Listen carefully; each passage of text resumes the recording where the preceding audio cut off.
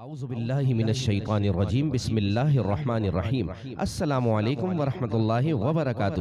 پیارے بچوں، آج کہانی کے پارٹ 13 میں ہم مجلس قرآن کی تیسری نشست کا آغاز کریں گے، اور اس نشست میں ہم جن جن موضوعات کے بارے میں سنیں گے ان میں نمبر 1 منافقین کون تھے، نمبر 2 منافقین کے کرتوت کیا تھے، نمبر 3 کن لوگوں کے دلوں پر مہر لگا دی گئی، نمبر 4 کفار مکہ کو کیا چیلنج دیا گیا۔ چلیں کہانی شروع کرتے ہیں۔ سعد نے بتایا مدینے میں دوسرا گروہ منافقین کا تھا۔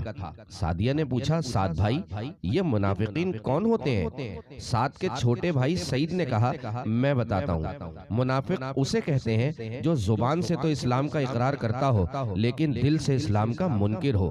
سعدیہ نے پوچھا یہ کون تھے؟ آپ نے سنہری سیرت النبی صلی اللہ علیہ وآلہ وسلم میں پڑھا ہوگا عبداللہ بن ابی کے بارے میں۔ اس کا گروہ تھا۔ یہ وہ لوگ تھے جو اسلام کی ترقی دیکھ کر بظاہر مسلمان ہو گئے تھے لیکن دل سے مسلمان نہیں ہوئے تھے، بلکہ مسلمانوں میں شامل ہو کر مسلمانوں جیسے نام رکھ کر مسلمانوں کو پریشان کرتے، اسلام پر طرح طرح کے اعتراضات کرتے تھے۔ سعدیہ نے پوچھا تو کیا منافقین مسلمان نہیں ہوتے؟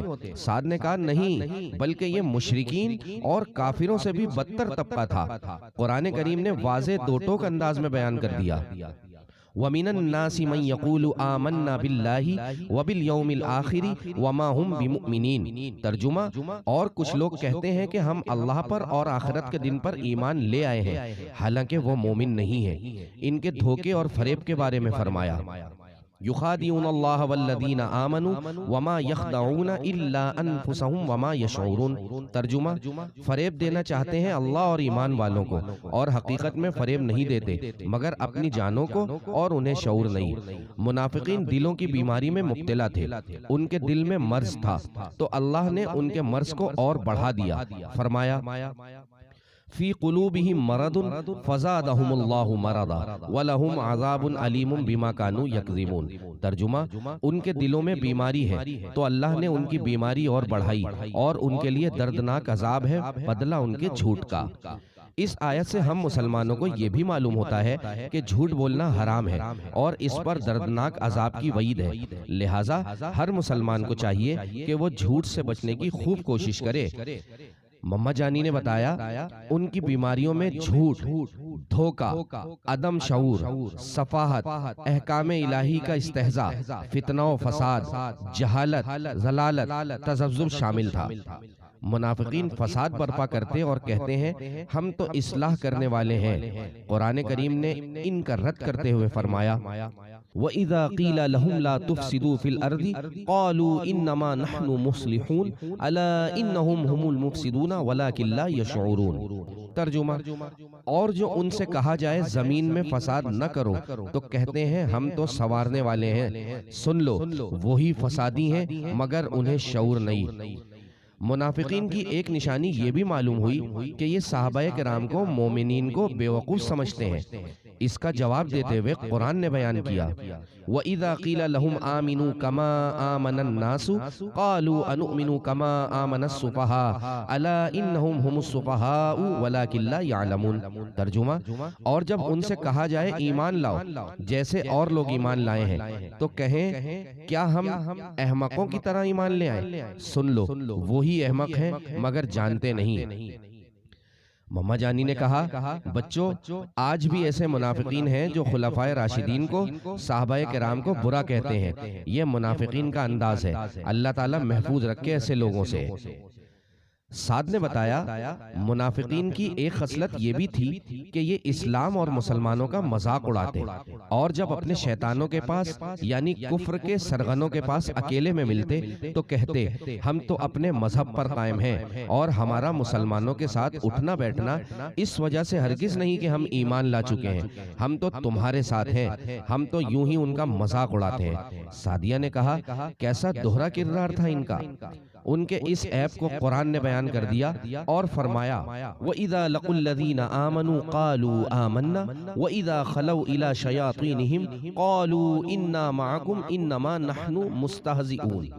ترجمہ، اور جب ایمان والوں سے ملیں تو کہیں ہم ایمان لائے، اور جب اپنے شیطانوں کے پاس اکیلے ہوں تو کہیں ہم تمہارے ساتھ ہیں، ہم تو یوں ہی ہنسی کرتے ہیں۔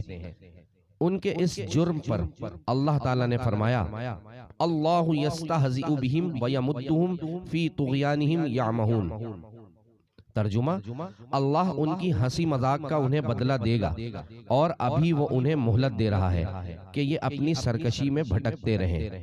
سعد نے کہا کچھ یہودی ایسے بھی تھے جنہوں نے بظاہر اسلام قبول کر لیا تھا لیکن اندر سے یہ بھی منافق تھے۔ سعدیہ نے پوچھا اچھا اور ان کے بارے میں پہلے پارے میں کیا بیان کیا گیا؟ وَإِذَا لَقُوا الَّذِينَ آمَنُوا قَالُوا آمَنَّا وَإِذَا خَلَا بَعْضُهُمْ إِلَى بَعْضٍ قَالُوا أَتُحَدِّثُونَهُم بِمَا فَتَحَ اللَّهُ عَلَيْكُمْ لِيُحَاجُّوكُم بِهِ عِندَ رَبِّكُمْ أَفَلَا تَعْقِلُونَ۔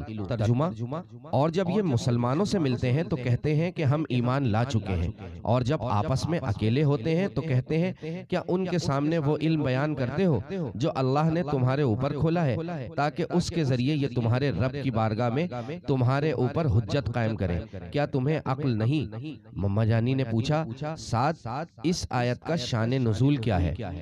مما جانی، اس آیت میں یہودی منافقین کا بتایا جا رہا ہے کہ جب یہ مسلمانوں سے ملتے تو بڑے میٹھے بن کر چاپلوسی کرتے ہوئے کہتے ہم تو ان صلی اللہ علیہ وآلہ وسلم پر ایمان لائے، ان کی نشانیاں ہماری کتاب میں موجود ہیں، ان کے کمالات ہماری کتاب میں موجود ہیں، ان کے فضائل ہماری کتاب میں لکھے ہوئے ہیں، ان کے اوصاف توریت میں جگہ جگہ بیان کیے گئے ہیں، نبی برحق کی جو جو نشانیاں توریت میں موجود ہیں وہ سب حضور اکرم صلی اللہ علیہ وآلہ وسلم میں پائی جاتی ہیں۔ ان کی یہ باتیں سن کر دوسرے یہودی ان کی ملامت کرتے کہ تم اپنے راز مسلمانوں کو دے رہے ہو، اب یہ تم پر تمہاری ہی کتاب سے حجت قائم کریں گے۔